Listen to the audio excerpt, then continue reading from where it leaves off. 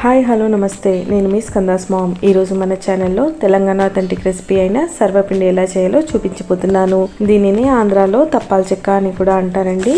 సాయంకాలం టీ టైంలో టీతో పాటు తింటుంటే చిన్నతనం గుర్తొస్తుంది కదా. దీనిని ఎలా చేయాలో సింపుల్గా చూపిస్తాను, చూసేద్దాం రండి. ఒక మిక్సింగ్ బౌల్లో 2 కప్పుల బియ్యపిండి,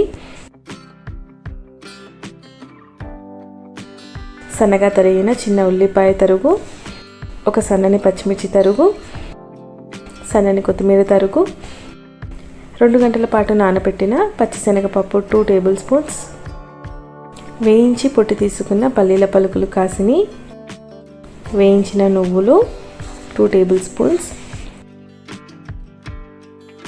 ½ టీ స్పూన్ కారం, పావు టీ స్పూన్ జీలకర్ర, ½ టీ స్పూన్ అల్లం వెల్లుల్లి పేస్ట్, రుచికి సరిపడా సాల్ట్, సన్నగా చాప్ చేసుకున్న కరివేపాకు వేసి ఒకసారి కలుపుకొని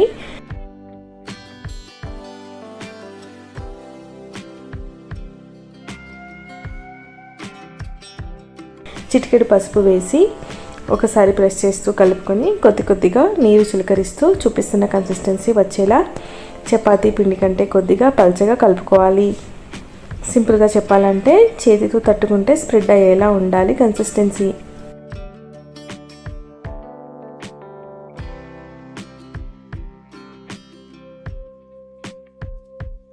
ఇప్పుడు ఒక ప్యాన్లో 1 టేబుల్ స్పూన్ ఆయిల్ వేసి ఇలా పిండి ముద్దను తీసుకొని నూనె చేత్తో చూపిస్తున్న విధంగా ఈవెన్గా స్ప్రెడ్ చేసుకోవాలి.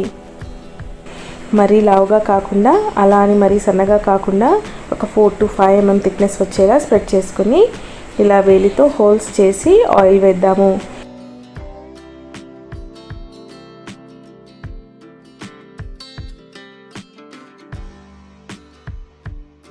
ఇలా ఆయిల్ వేయడం వల్ల ఈవెన్గా వేగుతుంది.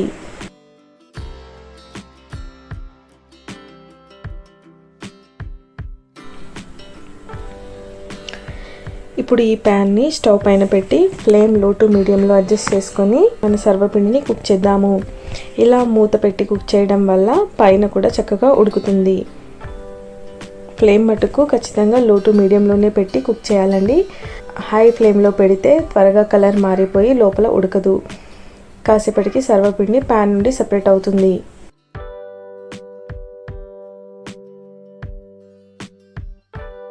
ఇలా గోల్డెన్ బ్రౌన్ కలర్ రాగానే ఫ్లిప్ చేసి రెండో సైడ్ కూడా కుక్ చేసుకోవాలి.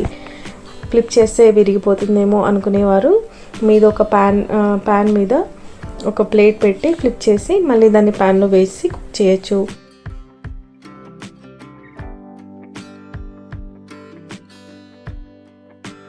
చూడండి, చాలా ఈవెన్గా కుక్ అయింది కదా.